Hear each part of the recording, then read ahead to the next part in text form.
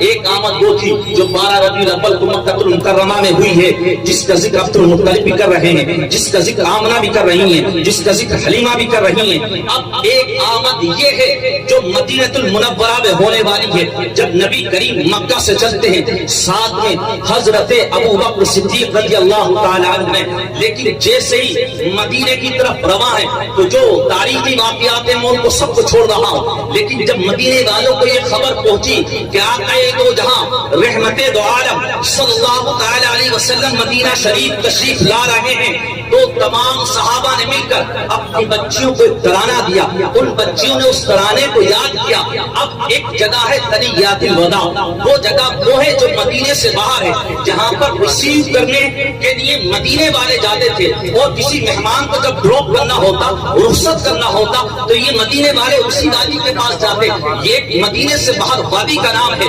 وہاں پر تمام یہ شہزادیاں، یہ مدینے کی بچیاں، یہ مدینے کے مسلمانوں کی بچیاں یہاں اب جمع ہے۔ نبی کریم کی آمد ہو رہی ہے، ساتھ میں ابو بکر صدیق بھی ہیں، نبی کریم اپنی اونٹنی پر بیٹھے ہوئے ہیں۔ جب نبی کریم صلی اللہ تعالی علیہ وسلم کا جلوہ ہوتا ہے، جب نبی کریم کی آمد ہوتی ہے، اب یہ مدینے کی بچیاں، اب یہ انصار کی شہزادیاں، اب یہ مدینے کے مسلمانوں کی شہزادیاں اب یہ ترانہ گا رہی ہوتی ہے، طلع البدر علینا من ثنیات الوداع وجب الشکر علینا ما دعا للہ داعی۔ اس کا ترجمہ یہ ہے کہ آج 14ویں کا چاند جو ہے وہ ثنیات الوداع سے طلوع ہو چکا ہے، اور ہم تمام مسلمانوں پر واجب ہے کہ ان کا شکر بجا لائیں کہ انہوں نے ہمیں اللہ کی طرف بلایا ہے۔ قسم خدا جب نبی کی آمد ہو رہی ہو تو نبی کی نعت پڑھنا